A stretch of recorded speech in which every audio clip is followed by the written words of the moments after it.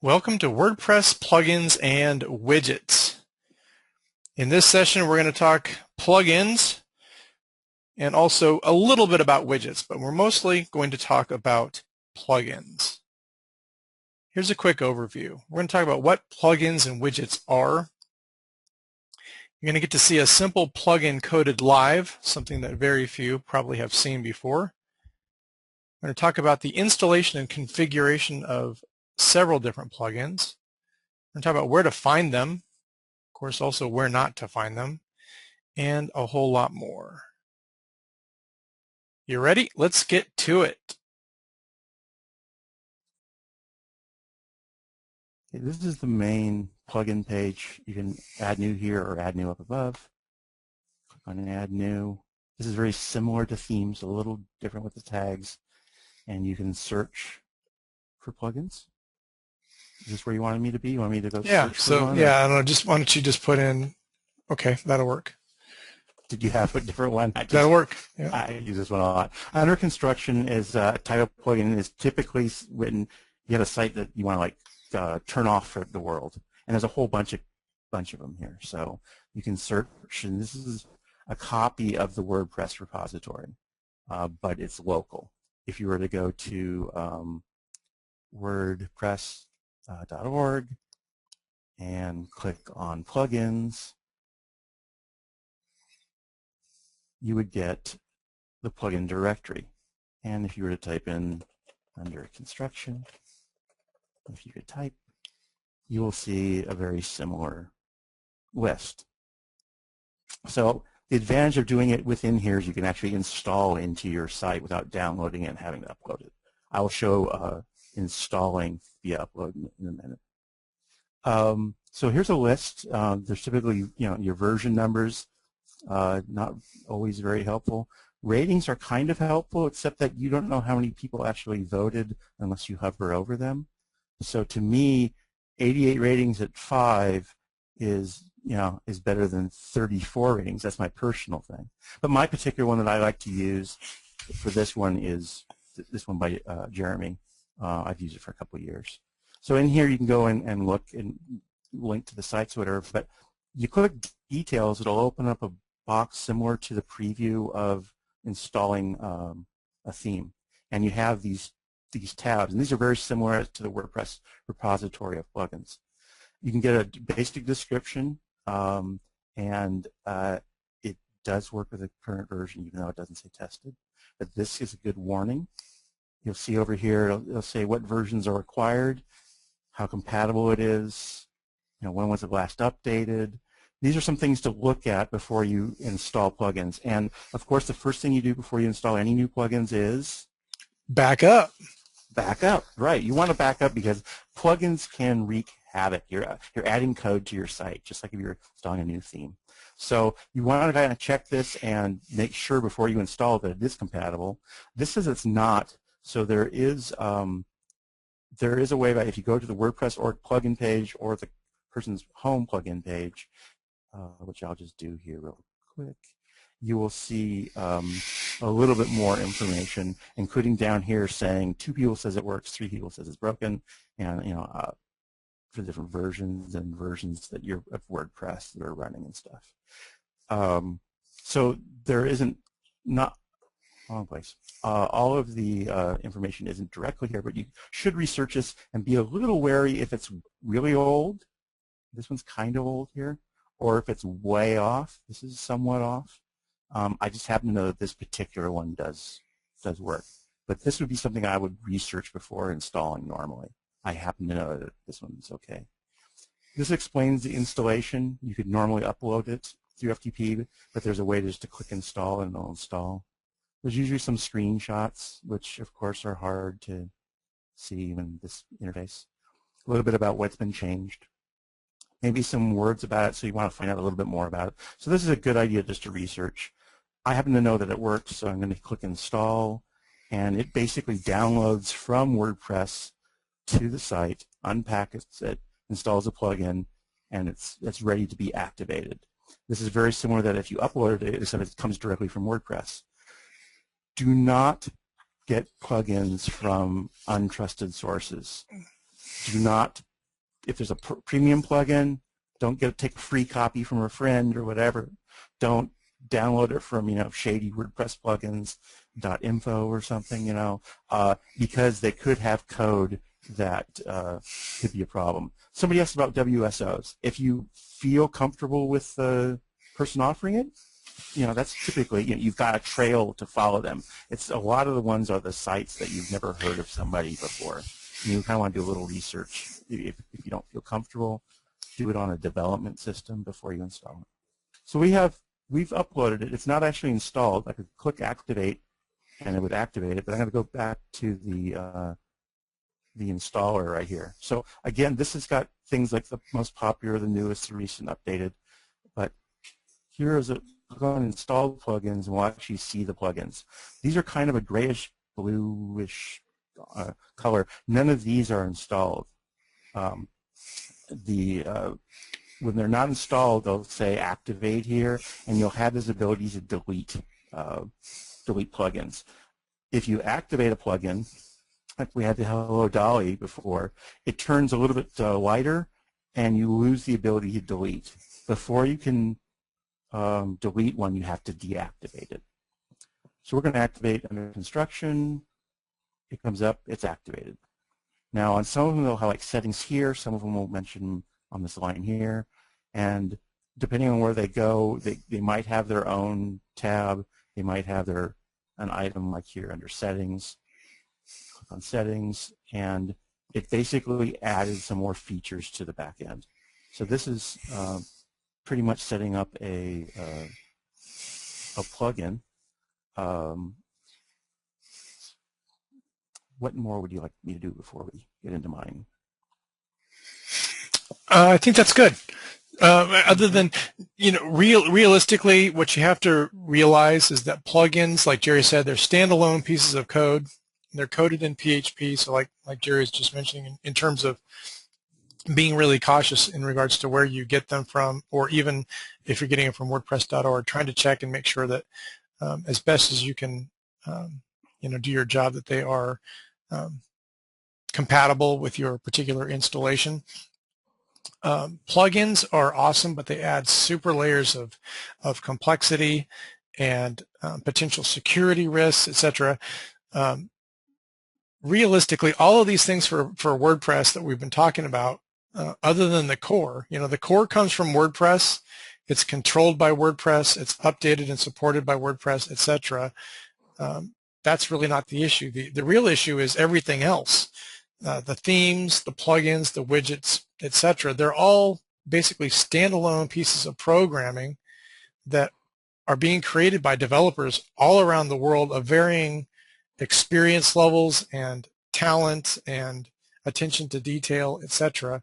And every single thing that you add to your site has the ability to then possibly conflict with something else. So sometimes you install a new plugin and it may conflict with another plugin or with a theme or with WordPress, etc.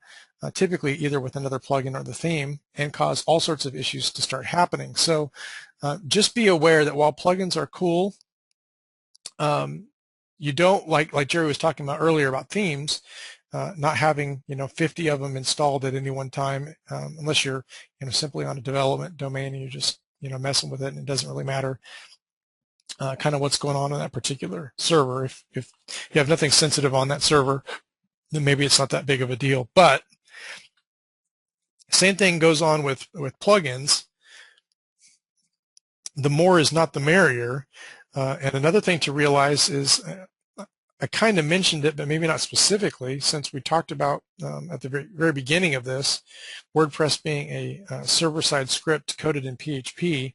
What you have to understand is every time that a PHP process has to run, there's a certain amount of horsepower that happens. Basically, the server, you're taking up server resources, basically. A process has to run on the server in order for the output to be identified, in order for that the output to be then shoved back to the browser such that it can be viewed by the visitor. The more that process happens, of course, the more server resources you're taking up, the more likely it is that your site is going to slow to a crawl. So I guess I should have added another myth, and the myth is that WordPress sites are slow, and that's not necessarily true either. It's really dependent upon the theme that you're running. It's depending upon the use of WordPress, meaning have you optimized your images for the web or not? Are you using massive images that should have never been used to begin with?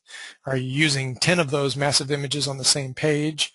Are you running 72 plugins that are causing literally hundreds or worse, thousands of processes to be done, etc. All of that stuff is really incumbent upon you, the user. So just understand that each time that you go add a plugin, there's all sorts of complexities that get added as part of that process.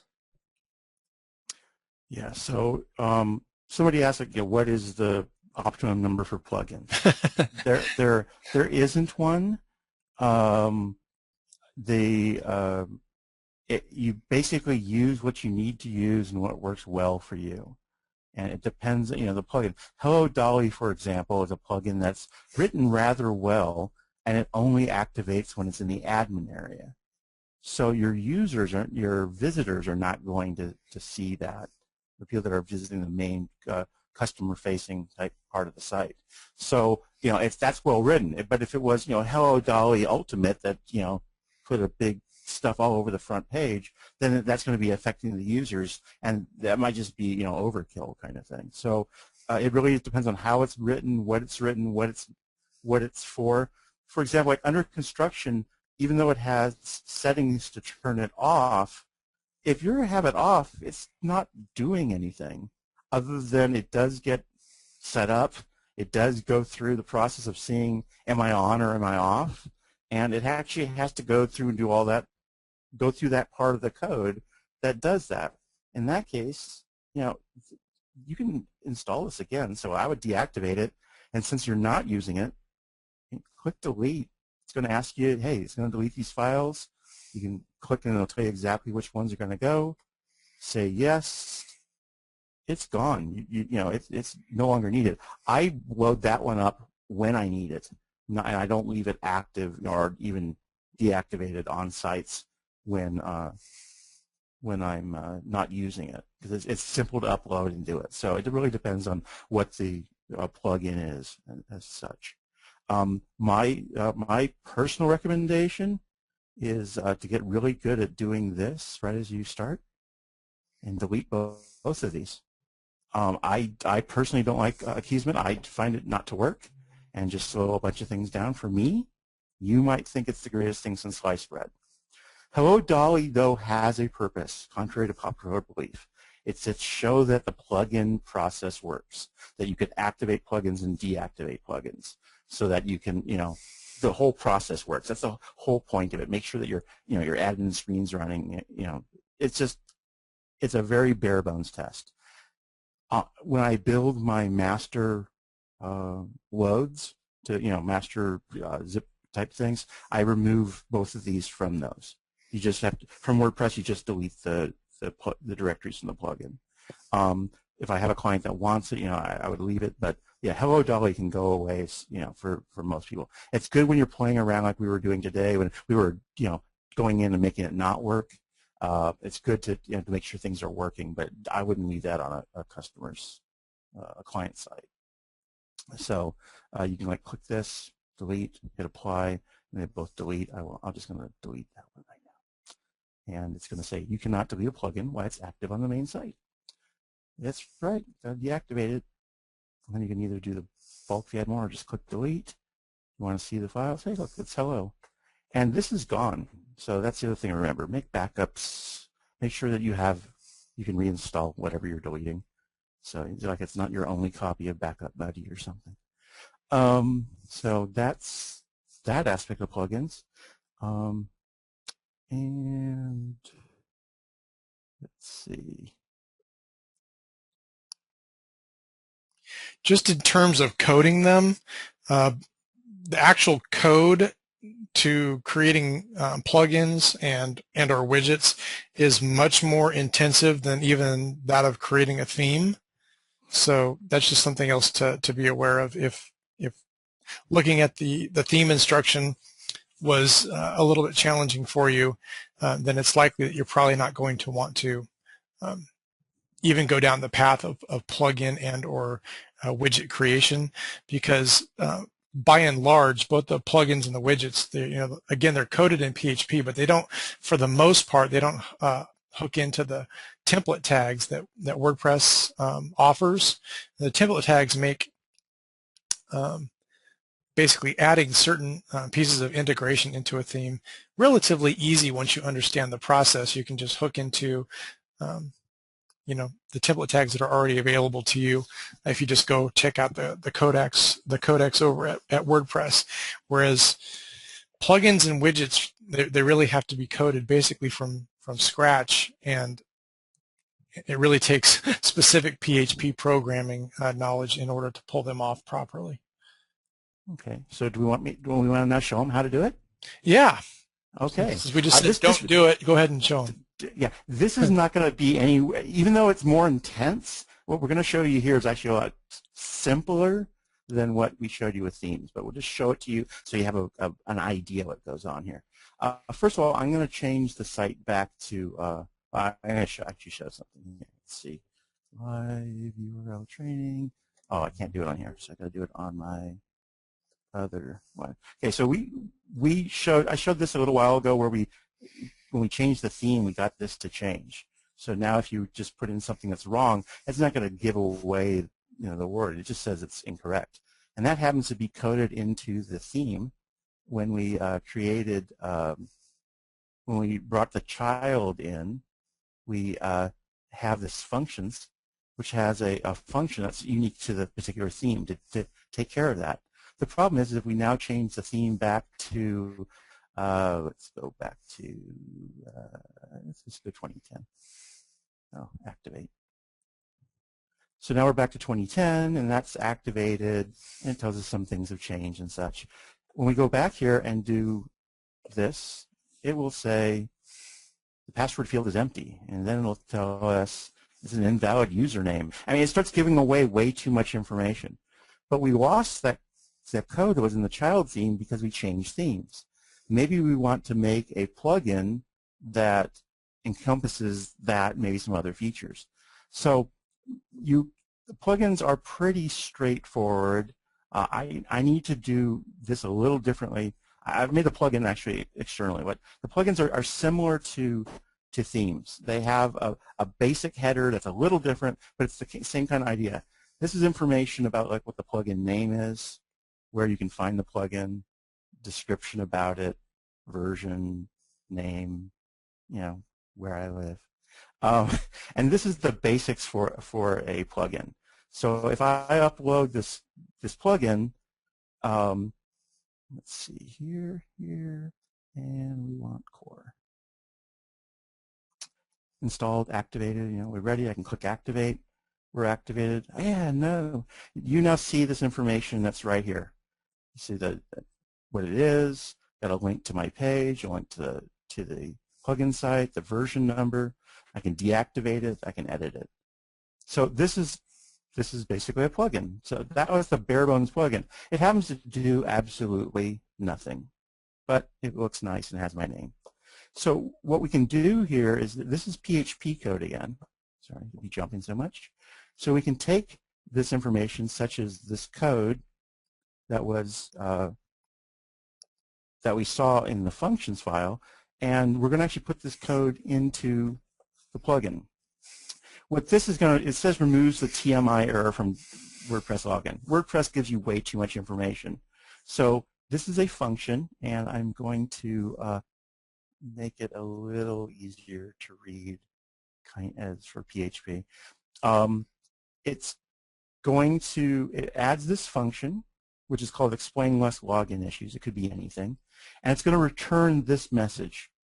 And what it does is it's a filter. It goes into WordPress and says, when you go to run the login errors, I want you to filter that and use this function initially or instead. So while I haven't saved this yet, if we go back over here, I'm sorry, over here, you'll see, this does nothing, and this, same thing. So what happens now is I'm going to save this, and this is now activated. And when we come back over to here, and I do that same thing again, we will get an error because I have extra text somewhere. There. Do you see those two extra lines over there? That one and that one? That was the error that we got. Nice. We're sending out too much information. So yeah, so you have to watch out sometimes in programming. You just pasted too much. It gives me this error because it's saying, hey, you're updating again. So often this, you can just go back and refresh, and it'll often be happy. Now we should be able to do this again. And it didn't save. Login errors. Live. The beauty of live. Yeah, wow. So, yeah. Function explains the last login issues, return login errors, return add filter, and so I'm going to say, hey, it says inactive. Oh, yes, it does, right there. Nice. Yeah, it needs to be active. Thank you. Thank you, Marianne. So we're activating it again. Now we go back here. Yeah, things happen. Enter credentials are incorrect. So that's the new change. So we just made that change in a plugin, and now it'll work on any of the themes across the board. It's not theme specific. It's now plugin specific. If we disable the theme like we had it before and go back here, it will come back and say, too much information. So that we've basically made a plugin that takes care of that information, and that's it. That's all there is to that plugin. Okay, but wait, there's more. Maybe you want, there's another security thing in with this. This is the old. Let me update to. Okay, so some people like to, in security we'll get into this, this generator information. This says what version and everything. Some people like to get rid of that. The problem is it's generated by code, and you don't want to go in and have to recode or create child themes to get rid of this from everywhere. There's an easy way to do it within WordPress itself through code. So I'm going to go back to my code, and that's this information. The function says no generator. That's just the name of it that I call it, and it returns nothing. It adds the filter to the generator. Like this one did handle filtering login errors. This one handles the generator. And it says whenever you get the generator going, run this filter, which is no generator, and it returns nothing. So we take that, we copy it over into here, we hit update. Still says inactive. Right, it's inactive. Okay. I gotta go back and activate it again. And then I activate it, and we hopefully say plugin activated. We refresh the source. Remember right here on the line 17, we see generator. We refresh the source, it's gone. So that's two quick security things that we're going to go over on the security session. But those are like how to implement them in a plugin that you can now take and install on your various sites. It's a plugin that's very specific. It's very lightweight, and it does a particular job. We could add all sorts of things to this. There are other features and security things. You can, let's see here, mark down, open. Like here's an additional one that we might talk about on the security session. You could add this code in. So if you had a bunch of these little things, instead of having a whole bunch of plugins, you can add them in. But you don't want to get a plugin that's just huge and does everything in the kitchen sink. They should be targeted for a particular use. This particular plugin is targeted to tighten up WordPress for specific things that by default out of the box it doesn't have set. So so we just created a plugin, and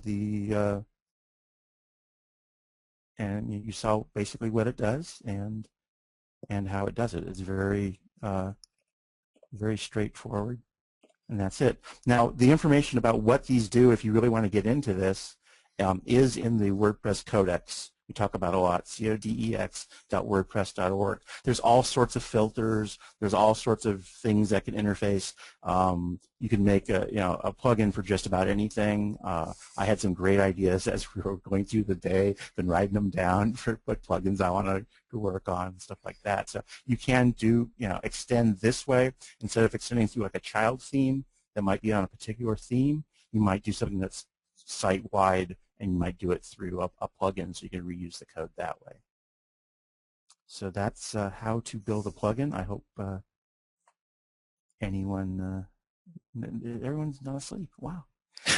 So my question to you is, can you show either on your machine or through FTP the actual file that exists inside of the plugins directory? No. No. Okay. So I don't have the information on this user what the file is, but the file it's basically very similar to a theme. Inside of plugins, and I'll let Kevin show this in just a second.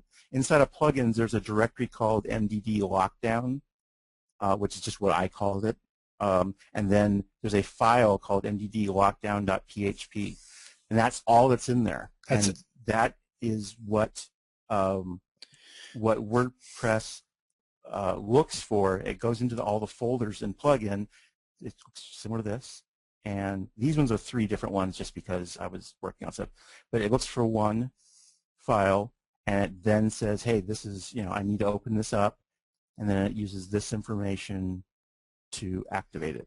So that's all there is. I'll let Kevin actually show it to you, and then if I can talk you through deactivating all your plugins, we can show that real quick, because that's a thing that happens a lot. So any other questions about plugins while I'm got the keys? Looks like not. What software plugin do you recommend for backups? Backup Buddy. Backup Buddy. Yes, Backup Buddy by iThemes. It's actually at pluginbuddy.com. Is it at pluginbuddy.com? Yeah, pluginbuddy.com is owned by iThemes, but they have a separate site. I wasn't sure. Yeah, pluginbuddy.com and Backup Buddy. And Backup Buddy is going to be coming out with version 3 soon, but you get that updated automatically if you buy version 2. And we will be showing that. We're going to show that during the security one, right? We'll show it just a little bit during security, and then we'll play with it more during the advanced, because we're actually going to use it to move a site from one server to another. Okay. Backup Buddy is a paid premium plugin, but to me it was worth every single penny of it because it saved me hours of time. And we're talking about not a crash. We're talking about just a migration of a site. So it was really, really good. Why would code not show when I go into edit in WordPress, but does show when I do view? I'm not quite sure what we're... My brain isn't wrapped around that either. Yeah, so I take it it's something else, but okay. So I think we're done with me destroying everything. Okay. We will be a version of this plugin will be in the download area when we get or in the membership area when we get the files. So you will get a version of this that you guys can then play with and extend and stuff. Cool. You want to hand me back the controls? Oh, do I have to? No. Okay. No, I'm just joking. Okay, here you go.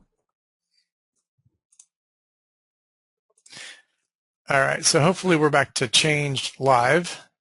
That's what I see. Okay. Can we show the FTP? Can you FTP into? I can. I unfortunately didn't prepare that far ahead. So you see that there's MDD lockdown. That's what was the zip file that was uploaded, and inside of that, you'll just see MDD lockdown, and that's all there is. So that file, if you do a view, is exactly what we saw inside of WordPress. So there's there's the plugin. We could have just dragged it and uploaded it. We could edit it this way. There could be more files in, like Kismet has a whole bunch of extra files. Some are as simple as this, which is one file. It just depends on what it is. But that's as simple as a base plugin works. I mean, I'm like working on another plugin that's taking hours and hours and hours of time to do. So it can be, simple stuff, or you can go all out with plugins. Like Backup Buddy is a very complex plugin, but it does what it's supposed to do. Right. If you go up a level, and you'll see that the hello.php is gone. We deleted that, and it left us. So that's how that works. And if you can go up one more level. Sometimes when you install a plugin, you totally crash the admin area.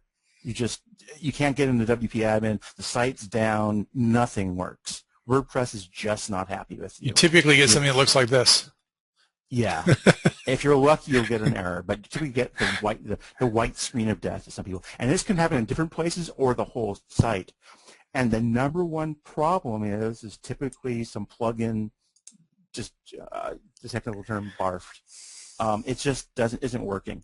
So the problem is you can't get into WordPress to disable that rogue plugin, or you don't know which one it is. So there's an easy way to disable all the plugins in WordPress, and that is the plugins directory, rename it to something that's not plugins. And I usually rename it to like plugins X or something really simple because it doesn't need to be complex, and then hit enter. And so it's changed. So now you see, you might need to refresh in some cases, but you see that it's changed. And then if you go into WordPress, when you go to log into WordPress itself, I don't know if I think it'll happen on refresh. And when you go to log in now, it'll basically remove all the plugins. So go to install plugins, and it says they've been deactivated, the plugin doesn't exist. It tells you only one about this being deactivated. The other one was already deactivated. If you know all your plugins are gone, it automatically puts the mode in the WordPress database, all plugins are deactivated. So they're now shut off. Then go back to, then what I would do at this point is, would normally be log out, but we shouldn't have to necessarily log out, but go back to plugins, and change it back, and then hit enter, and now refresh, make sure, and now when we refresh this, it should come back and show the plugins, but they're all deactivated. And that is the easiest way to deactivate all your plugins in a few seconds, and that will save you a lot of time. So I do support all the time, and that's like one of the key things to know. So if you want, and unfortunately, a lot of people in WordPress that that use WordPress don't know how to do that. So hopefully, if you didn't learn anything else, you learned that. So, ouch! Whoa! No, I'm just saying. Not like I haven't been teaching for 6-7 hours now. No, just messing with you. Yeah, so I mean, if you were sitting there and themes weren't your thing, or anything else. I mean, we've taught a whole bunch of stuff. Just yeah, that's going to save you at first. Then you can put all the other stuff with all the other stuff. So yeah, under the bus. Yeah, thanks, Dick. So, but that's a key thing. The other thing can happen is if you do the same thing with themes, you can go into themes and rename the theme directory, and it will break the theme, and then it will try to go back to the default. If you ever do that, though, make sure 2010 or 2011 is installed, and it will automatically go back and try to load either one of those two. So that's the other way if you get a rogue theme that takes down your site. Cool. All right. So I didn't mean that. I'm messing with you. So we've got 45 minutes of 8 o'clock, and that's when we were scheduled to go. And so I'm going to go ahead and show the 3 plugins that I was basically just going to highlight. Of course, plugins probably are number 1 or number 2 in regards to the questions we get asked about WordPress. Everybody seems to be enamored with plugins, typically even more than themes. And, you know, we would both admit that they can do some pretty cool stuff. Again, with the understanding that someone asked what the magical number is for plugins, and my mathematical equation for that is the minimum amount that you need to actually pull off the functionality that you require. If the site is doing what you or the client wants, then my opinion is don't add yet another plugin. I'm going to show quickly a WordPress plugin. Happens to be a free WordPress plugin. There are those that are free and paid. I'm going to show a contact form plugin and show you some things that you may or may not have known that you could do with it. And then we'll probably also set up the Google XML Sitemaps plugin, because that's typically one that is used as well. There are literally, I think Jerry already went to the plugins directory over at WordPress. If I jump over there, I think I saw it has grown to 13 million? I want to say, no, like 19,000 in their directory. Yeah, Oh, no, yeah. 19,806 plugins are currently available inside of the WordPress.org plugin directory. That's a whole lot. So obviously we get asked about, you know, this, that, and the other thing in regards to, you know, what plugins do we recommend, etc. I honestly use very few plugins. Just a handful. Typically, there are some instances where, you know, some custom site requires some type of different functionality, but typically I look for a theme that has mostly the functionality built into it that I want. I might extend the theme a bit, and then I might add a few plugins, but I am not one that you're going to find, you know, even 10 plugins installed. For me would be excessive. My sites are typically running maybe 3 or 4, maybe 6 if I was really pushing it, but I don't use a whole lot of plugins simply because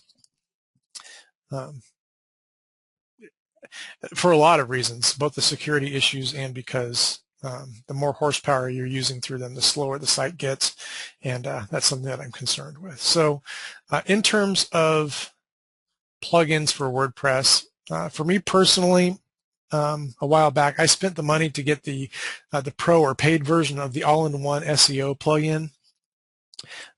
So that's what I've been using, but I'm going to show you a different plugin that I'm not master of by any reasons, any way, shape, or form, but I've played around with it enough to know that I like it. I think it's a really good plugin, and probably of the free plugins, it might be the best that I've seen in terms of SEO, and that is the WordPress SEO by Yoast. So the first thing that you do, again, is to go to plugins and either add new or add new, so we'll do that. This plugin is available from the WordPress plugin directory, which again, Jerry's already mentioned, but we'll say it again. Be very cautious where you get your plugins from. If you're not getting them straight from the WordPress.org directory, make sure that you're really comfortable with the resource that you're getting them from, because all sorts of nefarious code can be added to run when you activate or run the plugin. We're going to go to search plugins here, and I'm simply going to put in WordPress SEO and search. And we're going to see that it's the very first, WordPress SEO by Yoast by Joost de Valk. Probably say Yoast, I think is actually how it's said, which is why it says Yoast there. Anyway, again, like Jerry said, you can check the details to make sure that it's compatible. I haven't actually done this, so let's see. It does say it's already compatible with 3.3.2, so that's a good thing. And I can click install now. I could have done it from the other screen as well. And we'll go ahead and install that particular plugin. And I'll just return to the plugin installer. The next we're going to do is the contact form 7. It's a somewhat simple contact form, but it actually will do a lot of things that most people don't know that it will do, so that's kind of cool. I could have put in 7 to see what comes up, but I wanted to see how it's going to stack up. So there's multiple things. You got to be careful. It says contact form 7, database extension, select box, editor button, etc. These are not the things I want. So I'm going to go ahead and put in the numerical 7 in here to sort this a little quicker. And this, the first response now, is in fact the plugin that we want by Takayuki Miyoshi. I'll install that.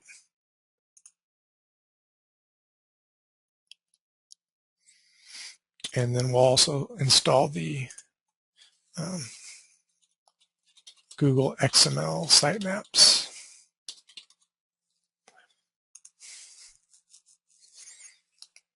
And it's the one here by Arne Brockhold.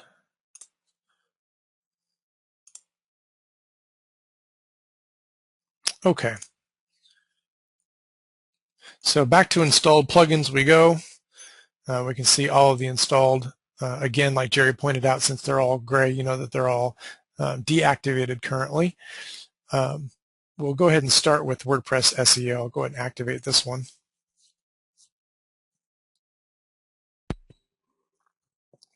Well, you can activate multiple, I believe. Is multiple activate still in there? I think so. I wouldn't recommend it, because if one has an error, you're going to probably have a whole bunch of errors. I recommend activating one at a time. I do too. So WordPress, you know, they keep updating, and some of these pop-up boxes are brand new to me as well. So there's, you know, this new congratulations. Most plugins are not going to pop up some type of a dialog box like this, but you've just installed WordPress SEO by Yoast. You can click Start Tour to get a quick instruction, which is cool. So if this plugin is new to you, following the Start Tour would be a wise idea. I'm going to go ahead and close that. You're also seeing a custom error message. It says that we have a huge SEO issue, and that's currently because we're blocking access to the search engine robots, which should be obvious that that's probably not good for SEO, since the whole goal of SEO is to get the search engine robots to come to your site and index your content. So it's giving you a quick link to go to the privacy settings to set, you know, to change that and set your blog or website visible to everyone, and you can basically click this to make it go away. So I clicked it, but it didn't go away anyway. So maybe temporarily we'll just set it to live. We'll make it happy. Where you find the settings, like Jerry was just pointing out, is independent to the plugin itself. And this is actually one of my gripes about WordPress. So if anybody is listening to me as a WordPress developer, you can pass this along. There should be, in my opinion, a uniform area in which plugin settings go. You know, could be under plugins and then settings or something for an additional dropout page or something, but you never know exactly where the settings for a particular plugin are going to go. Sometimes, go back to install plugins, sometimes you'll find the settings link straight in here. Like for instance, WordPress SEO does have a link straight from here so you can go to the settings page. Sometimes you'll find the settings links over here on the right-hand side. I think Jerry mentioned that. And still other times the settings don't appear in this area at all. Like say for contact form 7, and maybe it does when it's activated. I haven't activated it yet, but sometimes they don't show up here at all, and there's a custom area, and sometimes they'll be at the bottom like this, sometimes they'll be under settings, sometimes under tools, sometimes under plugins. It's just kind of crazy that the plugin developer can kind of shove it wherever they want to, and they don't seem to all be on a uniform page, so it kind of makes it a little bit difficult when you go to look for plugin settings. But anyway, under settings, there's a number of different options. We're going to start with the dashboard, and you can see where it says that you can start your introduction tour here. Of course, you have the ability to donate if you want to help them out with the particular plugin development, etc. And there's all sorts of options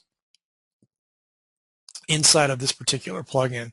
So I'm not going to get through much of this. I'm just going to tell you that I think it's a very good plugin from my playing around with it, and tell you that obviously there's an introduction tour that you can go through that I think is a wise thing to do. I also now see that they have the ability to set up XML sitemaps, so I'm going to have to take a look at that. If it's as nice as Google XML sitemaps, maybe you can just use one plugin to do both. That would be kind of nice. You can see some of the general settings. Use meta keywords tag, yes or no. These are frequently not used much anymore in SEO. Most web developers don't even add keywords to their pages, but if you want to use them, you can. You can do other things. Disable the date in snippet, the snippet preview for posts, disable the advanced part of the WordPress SEO mana box, etc. But what you want to do, at least in its bare bones segment, is look at some of this other stuff. So hide the WordPress SEO box on edit pages for the following post types.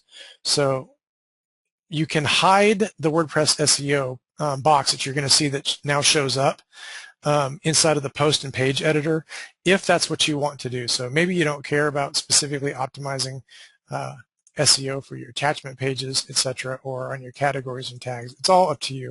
I'm going to leave everything by default. Technically, from a technical standpoint, there really isn't anything that you have to do on the dashboard page at all. Really, the power comes from inside of the posts and the pages area. So we'll go in pages, all pages, and I'll click on sample page to edit. And you remember from earlier, I was telling you that what options you see may be completely different from the options I see, because they're dependent upon what you've activated in the screen options, and you'll see that we have a new option for WordPress SEO by Yoast. We can activate or deactivate there. So that's a plugin specific option. There's theme specific options, etc. So down here is the new WordPress SEO box feature that wasn't here to begin with until we activated the plugin. And you'll get an idea as far as some of what it does. Now, this isn't always perfectly exact, but it does work most of the time. Typically speaking, they will bring the title tag of your page and use it for the search engine listing. And typically, if there is a meta description for your page, it will actually output that content underneath. So this is basically a simulation, if you will, of what your listing might look like for this page inside of Google. Again, please note that Google isn't, they're not forced. They can make changes and show content any way they want, but typically speaking, this is the way it works. You have the ability to then override things. So for instance, right now it's pulling the title tag information. It says sample page changed live. However, if you wanted this to show something completely other than the title tag, I could put classic cars or whatever I wanted to do, and you'll see that dynamically it updates that individual piece of content. So in other words, instead of using the default meta title for the particular snippet preview, it's going to allow you to override that with the SEO title, and it's showing you dynamically live what that does. It's going to give you some information down here too. Title display in search engines is limited to 70 characters. You have 58 characters left. That may not always be accurate, and there's nothing to say that you can't create a title that's this short, and it's nothing to say that you can't create a title that's 80 characters long. Just FYI, as far as most SEO practice is concerned, most SEO people will tell you somewhere around 60 to 70 characters is probably about the maximum that you want to go. So whatever your SEO title happens to be can be input there. Your focus keyword. you can have a focus keyword. You typically will if you're SEOing a page for something. You can type it in as, classic cars. And you can find related keywords to this feature, which is kind of nice.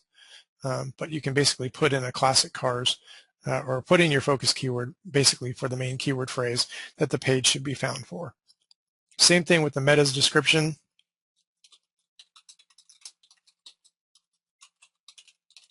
And you see that that content, whatever I input, is being dynamically added to this area to simulate what your individual listing might look like.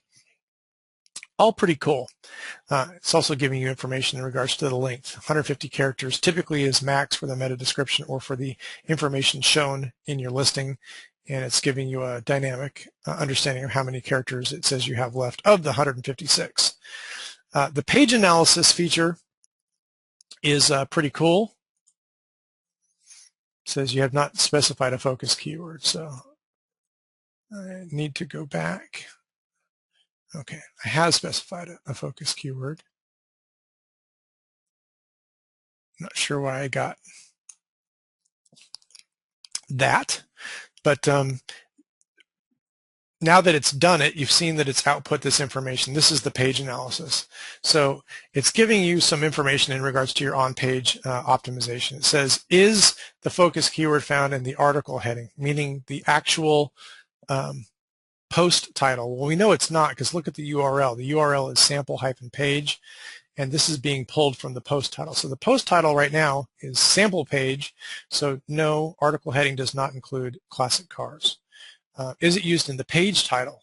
Well, the answer is yes, and that's because we input it down here. By default, it was not being used. Is it in part of the page URL? No, it does not include classic cars. Is it part of the content? Well, I just have default dummy content, so no, classic cars isn't involved in the content. And is it involved in the meta description? The answer is no.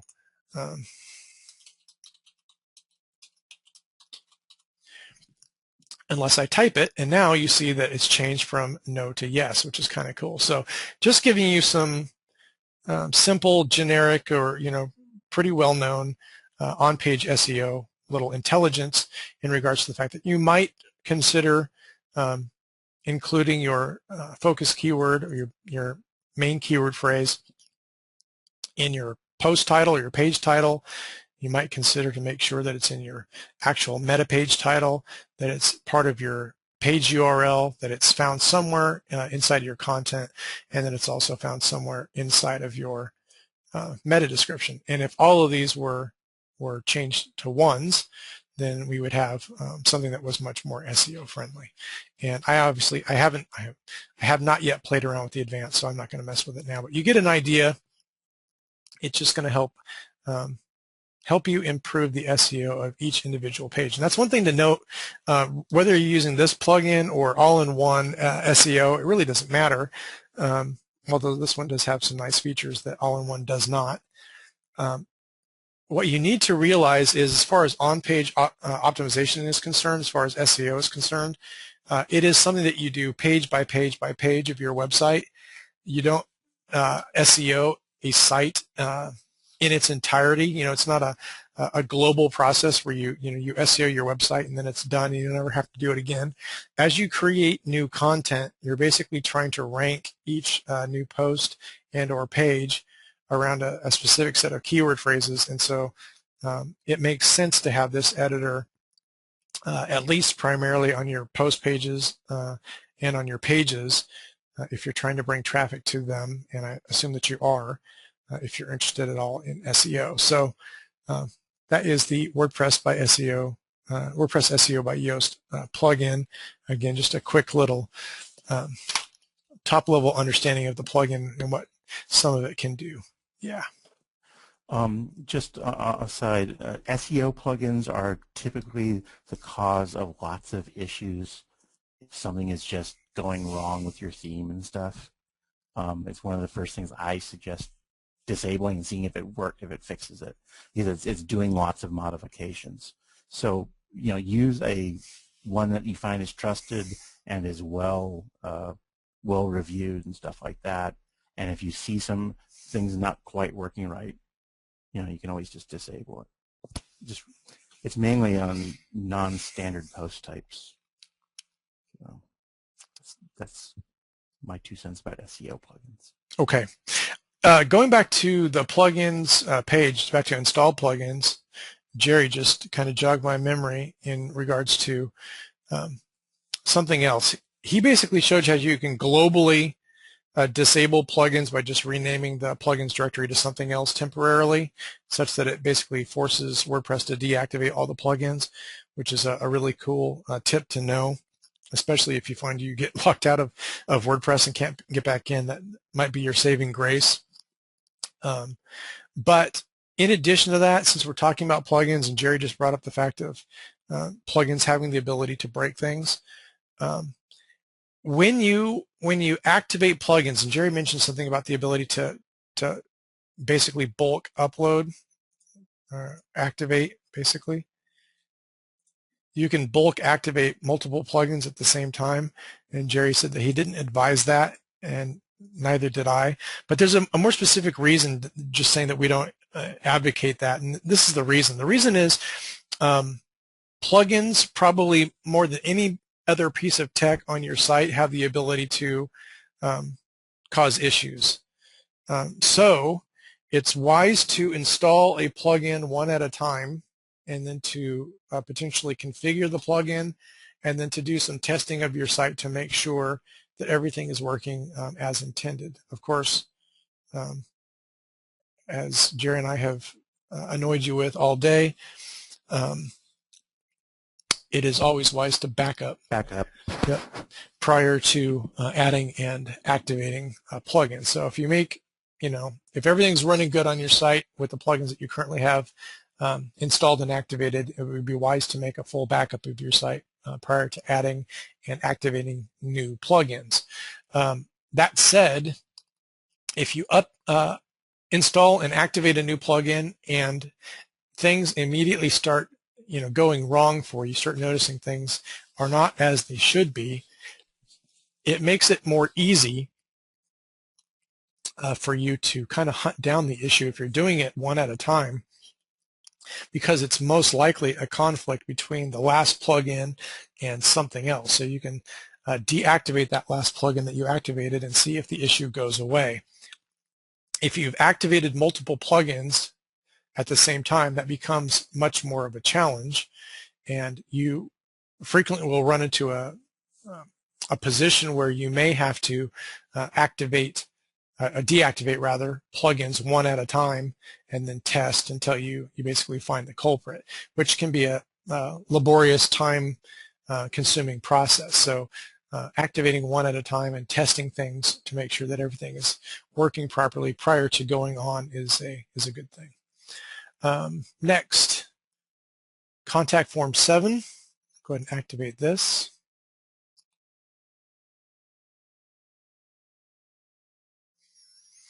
It's thinking. All right. That one is now active, and you see that we can access the settings straight from here, which is what I really like. I like the fact that I think all plugins, if they have settings available to them at all, should be active right from this particular page. It would make it easier for people like me that are looking for it. So we went to the settings page for contact form 7, and you'll see that right now there's kind of looks like posts or categories, etc. There's a title here, contact form 1. There's some short code, an author, and a date. Kind of looks strange. So what you can do is simply just click on contact form 1, and it'll take you to this particular page. By default, they've created a form named contact form 1, and you can quickly just easily add it to your site and be off and running if the form is exactly the way you want it. But it can also be customized. I'm just going to show just a couple of little variants just to get your mind working, such that you know that this can do a lot more than you might think it can just by looking at it from the outside. So the first thing, it doesn't really look obvious, but you can actually click on this area and change the contact form name. So I'm going to do that. Just going to click on it, become selectable. And we'll give this a name that actually makes sense. So I don't know, contact us form. And maybe this is the contact form you're using on your contact us page. So I'm going to click save. And you see that it's updated the text here. It's also updated the text that was found here. Initially it said contact form 1. And we'll get back to what this brown area is here in just a bit.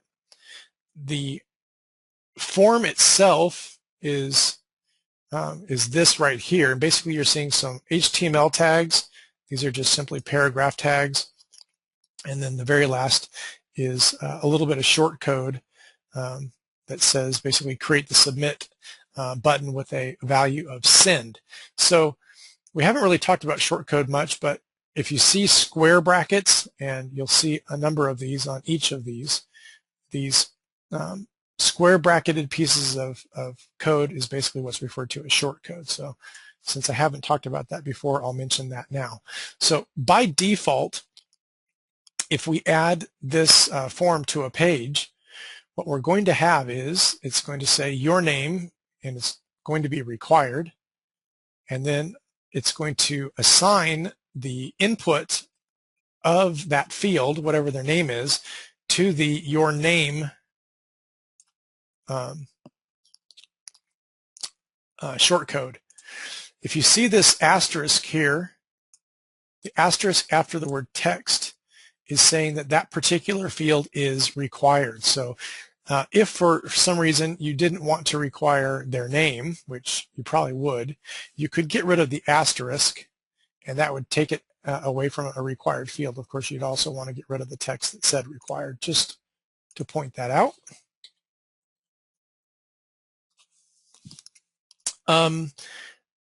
If you are happy with the form exactly as is, there's not really a whole lot that you need to do, and we'll go and add it to a page, or we'll go add it to a page and show you what it looks like, and then we'll come back and set some other values. Down here under mail, you'll see that it says to, and then it's using the admin email by default to pull right into this area. So any correspondence sent through the contact form would be sent to this particular email address. So if you want to send it to a different email address, you can do that here.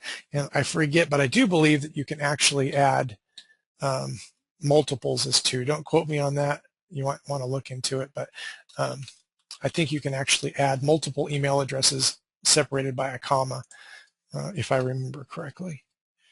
The information that is going to be sent basically is going to pull that information that was obtained in the form earlier. So it's going to say from your name, which in that case is going to be whatever name they've entered, and then it's going to say your email. So from your name, your email, with the subject of whatever their subject was, which they've entered here. And of course you can't output that information if you're not requesting it from the form. And then down here, the message body is basically going to just do the same thing, So it's going to say from their name and their email with the subject of whatever their subject was, and the message body is going to say whatever their message was. And then it has a little bit of information that says this mail is sent via contact form on changed live with this URL. You can change this content to be anything you want. You can change the message body. And all of this information, you're not stuck with that, just so you know. I'm going to save the form, make sure that I did that. There's a save button at the top and bottom. And once that's done, if we want to add this default form to our page exactly as it is, simply just click in this ugly brown area. It's going to select the shortcode and nothing else. Control-C to copy that to your clipboard, and you can go up to Pages, and we can add new. So I'm going to add a new page, and I'm going to name it Contact Us.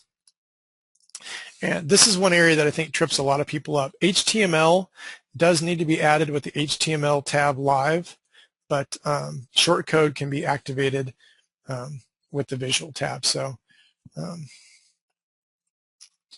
you can type text.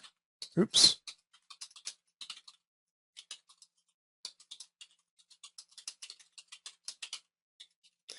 So I basically just put, please use the contact form below to contact us, and then I can just basically paste the short code that we just got from inside of contact form 7. And I put it on a separate line, so it'll be in a separated by a paragraph tag, and I can just publish the page.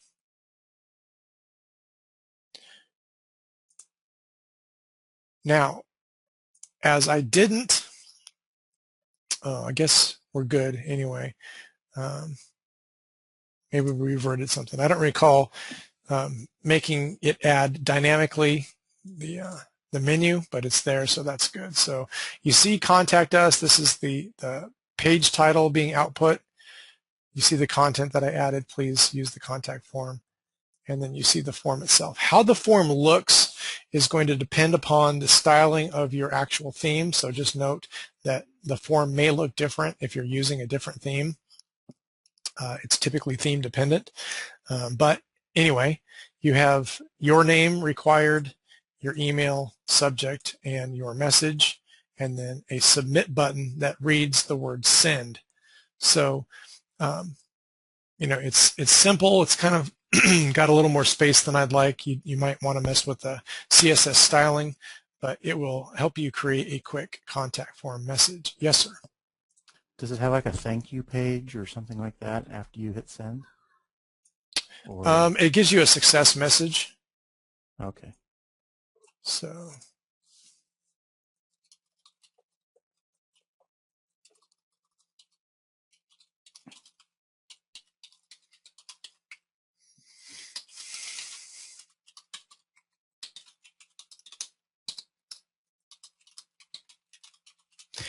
So you basically just enter your message like you see there and click the send button, and underneath you get a success message that lets you know that your message was successfully sent, and you'll get an error message if you try to basically not put in one of the required fields.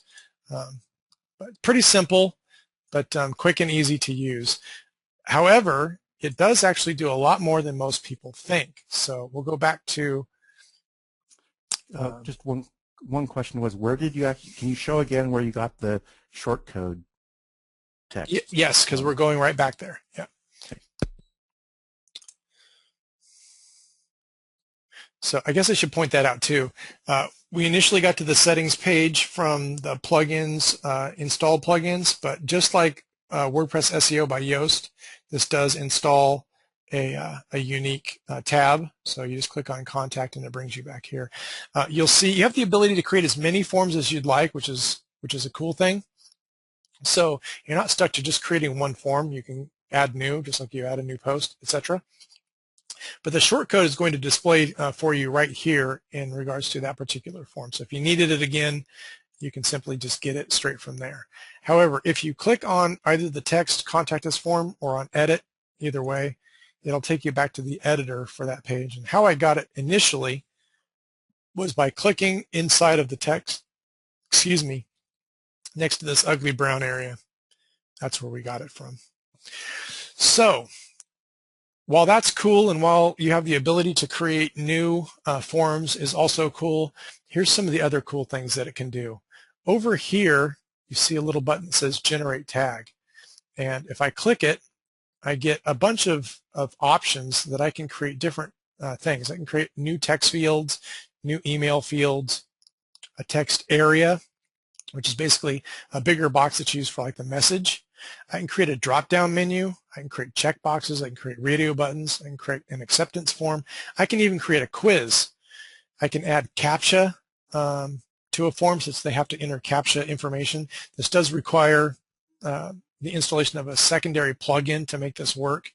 So if you click CAPTCHA, you'll get a notice basically that says in order to use it, you need to use the really simple CAPTCHA plugin, and it gives you the link to go get that. So just FYI, if you try to go install that, there's a secondary step. You can actually allow people to upload files to you with a file upload. Big drum roll note, I would never suggest that you include file uploads unless you absolutely have to have them for your site. Adding file uploads, basically the ability for people to upload files to your server, can be dangerous from a number of different ways. only one of which is just, actual security issues. Um, Jerry, do you want to mention the one? Jerry used to have a very popular site. We won't go into that, but he used to have a very popular site that actually got a lot of traffic, and as a result of it getting a lot of traffic, he also got exposure to some individuals that he wished had never found him, and as a result of that, some issues happened. Do you want to just quickly mention? One of these buttons. Um, there's just all sorts of, I mean, yeah, you can upload anything, and when you start uploading stuff, it goes into your server, and then you can override the server, um, and they end up basically just overusing all the resources on the server.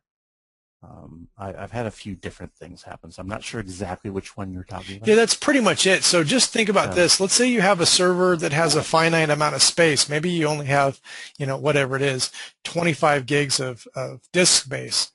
If someone, I mean, they wouldn't even need any hacking skills. All they need is some time and, a nefarious plan. Yeah, on one of the sites we allowed the uploads, and they just keep on uploading. For example, there's no limit on how much can be uploaded in total. So they just eat away at all your storage until it's gone, or all your log space, or all your email space, depending on how you set up. So that's, we'll talk about some of that in security. I wouldn't, unless you absolutely have to. I mean, and even something as innocent as a JPEG or a PDF can actually wreak havoc on your server. There can be malware and stuff embedded in it. There can be code embedded in them that can be remotely executed. Just don't.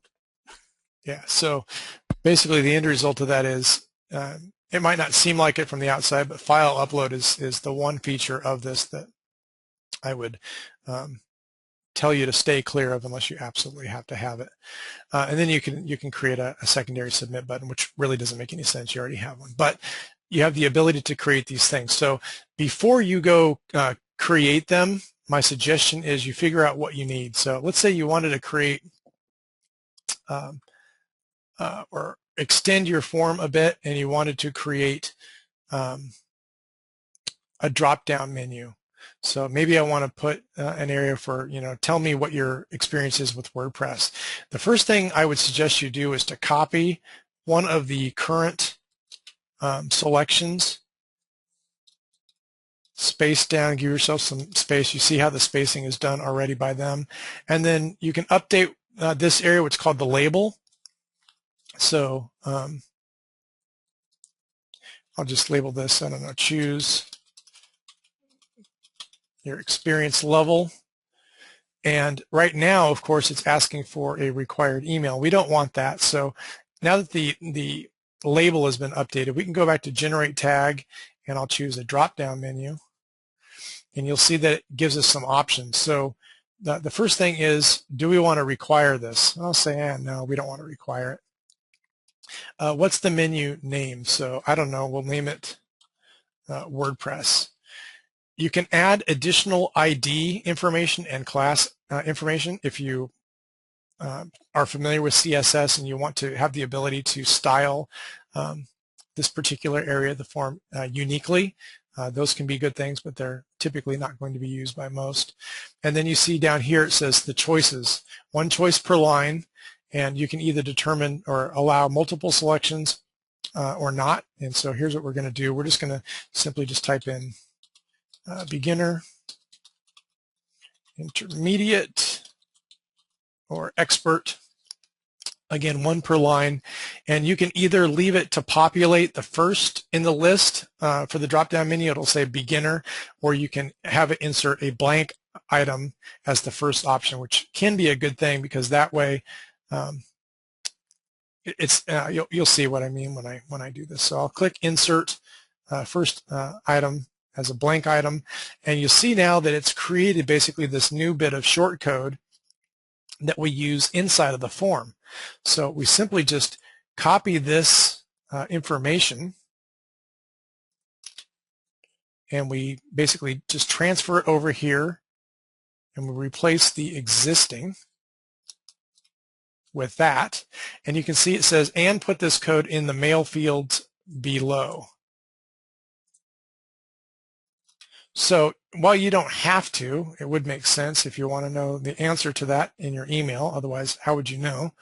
The messenger body or message body is your message, and maybe we want that with or before. So WordPress level, and then underneath I'm going to put that short code.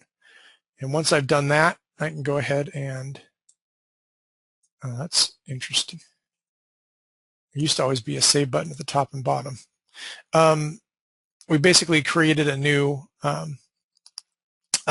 form, but we've added it to the same exact shortcode. So because we've done that, we don't have to go back and update that form at all. We simply can just go back and refresh. And you'll see that we now have the new feature that says choose your experience level. There's a blank item here. If I click the drop down, I can choose between beginner, intermediate, or expert. So there is the ability to extend Contact Form 7 quite a bit, like I said, through the generate tags ability, and you can choose drop-down menus, like I said, check boxes that allow you to choose multiple items, radio buttons that will only allow you to choose one of a group or listing, even quizzes, etc. And I'll let you play with that to your heart's content, but it's a cool little feature. We've pretty much gotten to 8 o'clock, and so I think I'm going to end it here and just mention that basically if you're looking to build a Google XML sitemap, you might look first at the functionality inside of the WordPress SEO by Yoast. I honestly haven't played with this just yet, but the Google XML sitemaps plugin that we put into plugins is actually a really good plugin. It works very well. It's highly used. I use it quite frequently, but there are some little tricks to it, and probably what we should do is at least just quickly, I'm just going to, you can probably get to it from here, but I'm typically used to looking at it over at WordPress. If we look for plugins and we look at Google XML sitemaps,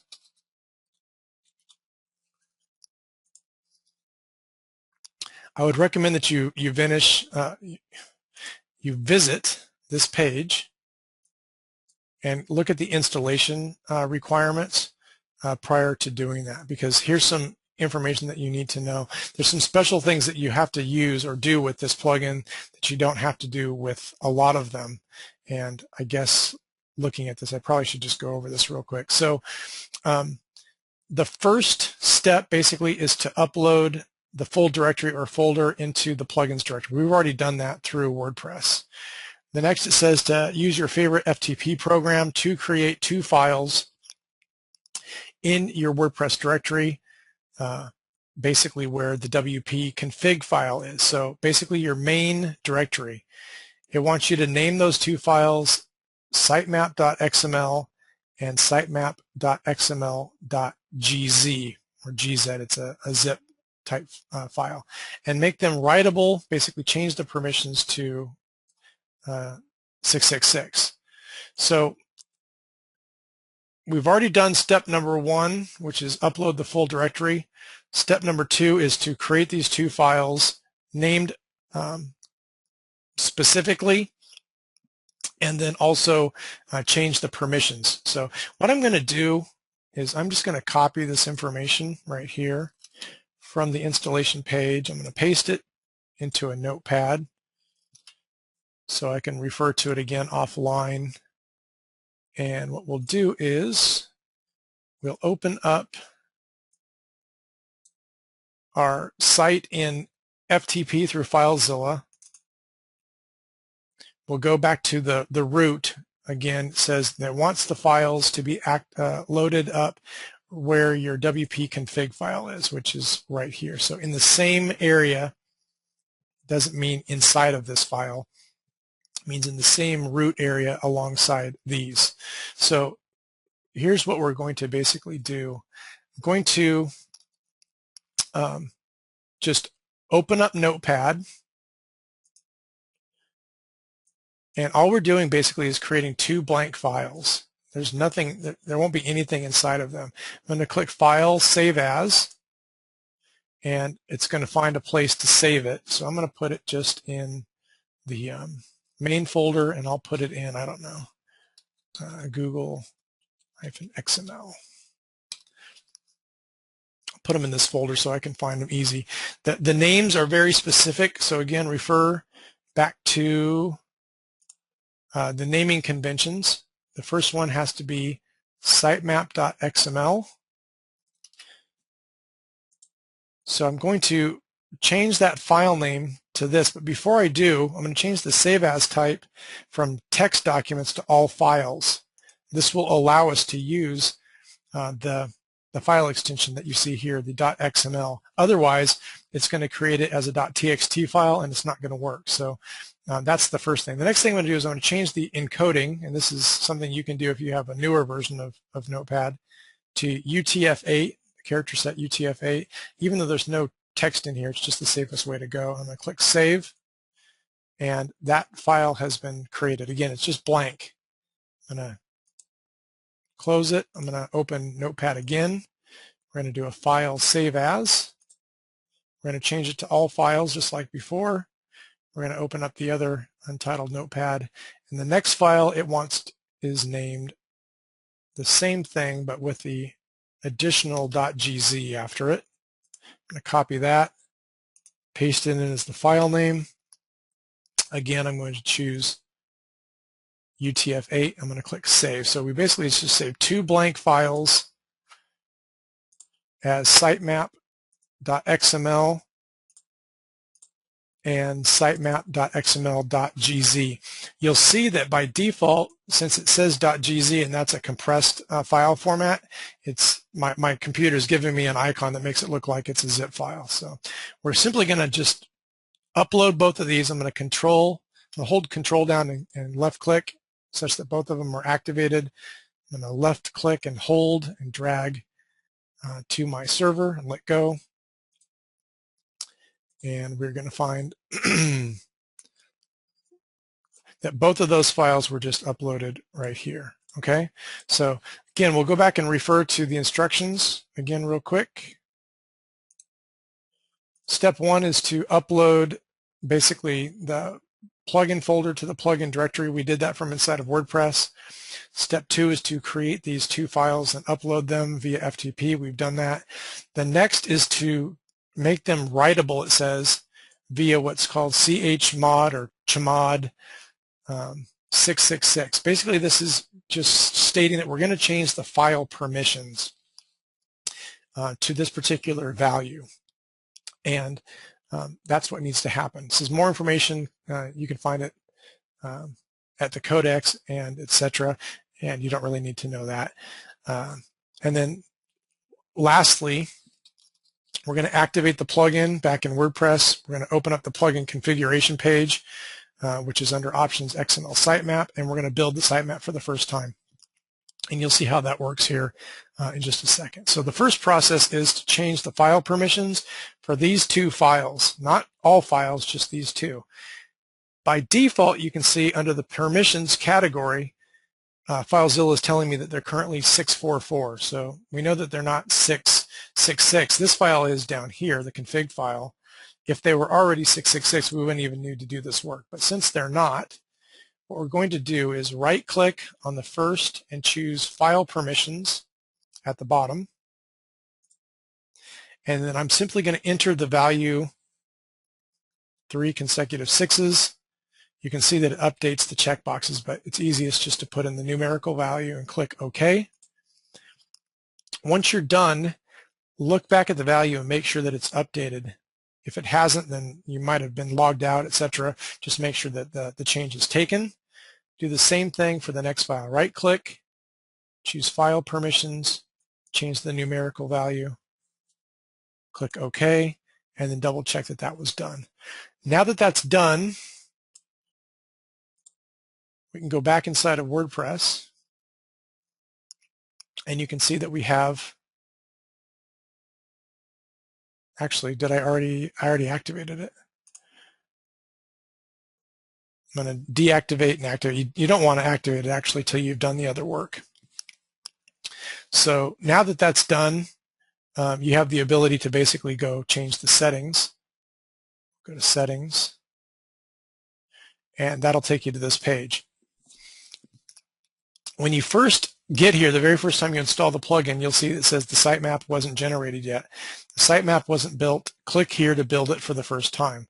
If you encounter any problems, there's some information in regards to how you can use the debug information, a debug function that we showed you earlier in WP config to get more information about the particular issues. Typically, it works just fine, but again, it's a plugin, right? So you never really know. Again, it's best to back up before messing with any of this stuff.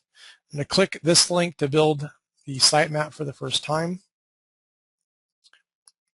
And it says basically that the rebuild, the result of the last build process, which was started on this date, and it says that your sitemap was built, your sitemap zipped was last built, etc. And it's going to tell us that Google was successfully notified about our changes, as was Bing, as was Ask. The cool thing about this is as you create new content, it's going to automatically, dynamically update the sitemap for you, and it will automatically notify the search engines as well of your new content. So it's definitely a recommended thing that you do for SEO.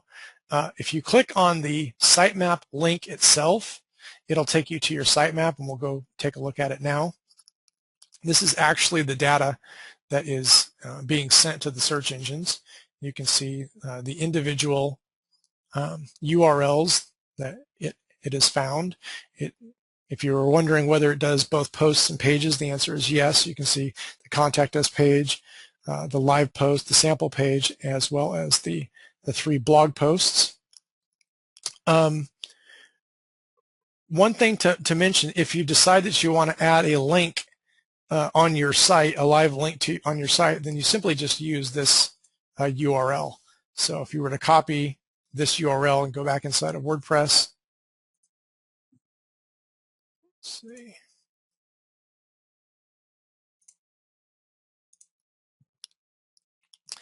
You could figure out how to work with your particular theme.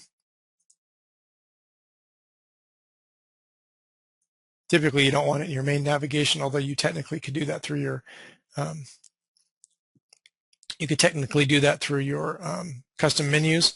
Not something I would recommend, but it might be something that you want to put down here in your footer area. You might want to put a link to your sitemap. It's entirely up to you. Some themes will already have a footer link section that'll make it easy to do this.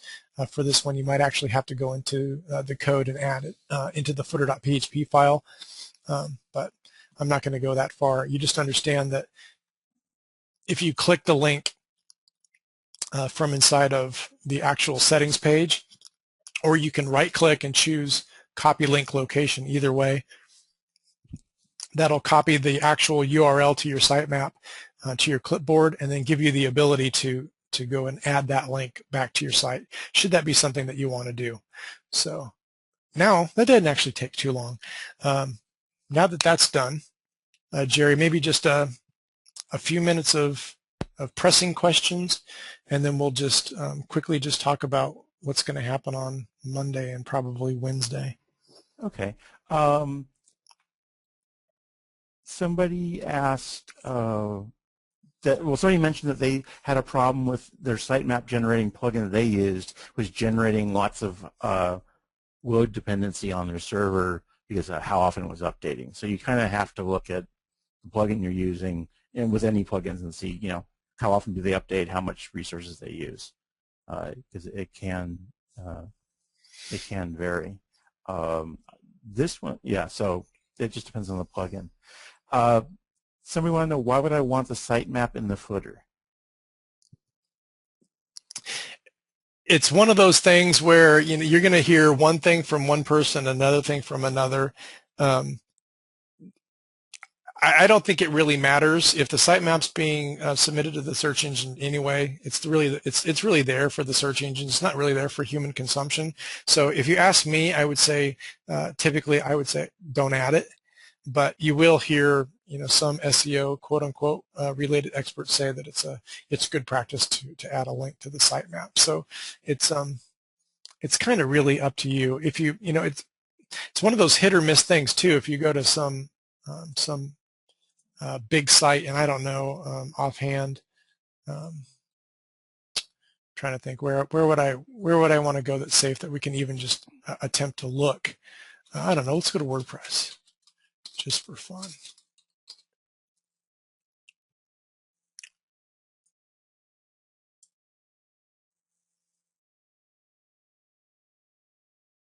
Yeah. So just by looking, just from the visual version, it doesn't look like even WordPress.org has a live link to their sitemap. So if that tells you anything, I don't think it's all that important, but some people have learned that it's good practice to do so, and I get asked that a bunch, so I wanted to bring it up.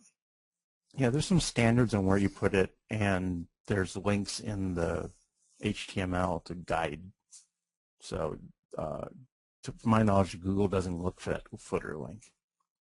But there are some people that just love reading them. Are there some plugins that we should always use besides Backup Buddy? I don't think so. It really depends on the site and the purpose and things like that. Even Backup Buddy, it depends on what the site's purpose. You might just install it, back the site up, and then, nothing's updating. You might not, need to even leave that installed.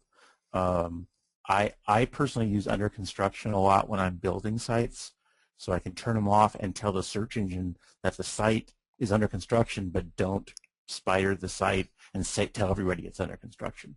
It puts a special header up to tell the search engine spiders.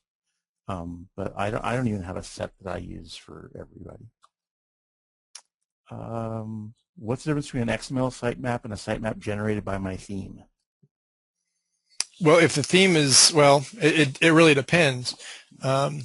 The .xml, which stands for Extensible Markup Language, format is the format that's basically the one that's required by most of the search engines in order to submit the sitemap to them. So if it's not building it as an XML file, then it's probably likely that particular sitemap can't be submitted to the search engines. That may not always be true, but if it's not building an XML sitemap, then I guess realistically all it's doing is basically just creating a big links page, just creating a single solitary links page that basically just links to all of your content. And that's not a bad thing. It can definitely be still helpful for the search engines if they have the ability to spider that site and follow all of the links from that page. It might be something that they would appreciate anyway, but it just kind of kills some of the functionality or some of the benefit of having a sitemap in a format that's capable of being submitted to the search engines. Okay. Do you set robots to no follow when you're developing a site? So me, yes. I would do that. I mean, some robots don't follow it, but yeah, I would set that to no follow. The thing that I was talking about is actually it does a header change. If you read about under construction, it sends out a different header, so that it's more automatic even. So they don't spider your under construction page.